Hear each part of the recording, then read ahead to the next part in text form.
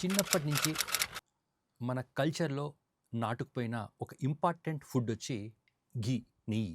దీని గురించి రకరకాల వెర్షన్స్ మనం వింటూ ఉంటాం. మరి కిడ్నీ పనితీరు తక్కువ ఉన్నవారు ఈ ఘీ, నెయ్యి తీసుకోవచ్చా? తీసుకోకూడదా? తెలుసుకుందాం. Basically neyyi it's only a liquid form of fats. దీంట్లో కేవలం ఫ్యాట్స్ మాత్రమే ఉంటాయి.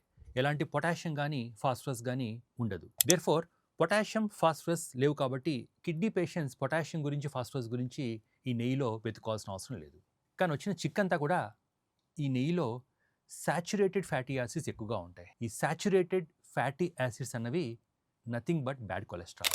సో కిడ్నీ పేషెంట్స్ నెయ్యి తీసుకోవచ్చు, కానీ కొన్ని రకాల అంశాలు గుర్తుంచుకోవాలి. నెంబర్ 1, నెయ్యి తీసుకోండి. ఒక రోజులో కొన్ని డ్రాప్స్ కానీ, లేక ఒక హాఫ్ టీ స్పూన్ కంటే ఎక్కువ తీసుకోవద్దు. ఒక హాఫ్ టీ స్పూన్ దాకా నెయ్యి తీసుకోవడంలో తప్పైతే ఏం లేదు.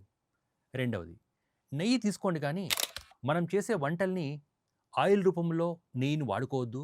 ఈ నెయ్యిలో ఎలాంటి వంటకాలు వేయించడం చేయొద్దు. ఎందుకంటే ఇలా చేయడం వల్ల ఈ నెయ్యి యొక్క కంటెంట్ పెరిగిపోయి మంచి కంటే చెడే ఎక్కువ జరుగుతూ ఉంటుంది. మూడవది, నెయ్యి తీసుకోండి కానీ దాంట్లో ఇంకేదైనా కొత్త ఫ్లేవర్స్ కానీ, ఇంకేదైనా అడిటివ్స్ ఉంటే మాత్రం దయచేసి అలాంటి నెయ్యి అవాయిడ్ చేసి చాలా వరకు న్యాచురల్‌గా దొరికే నెయ్యిని మాత్రమే మీరు ఆస్వాదించండి.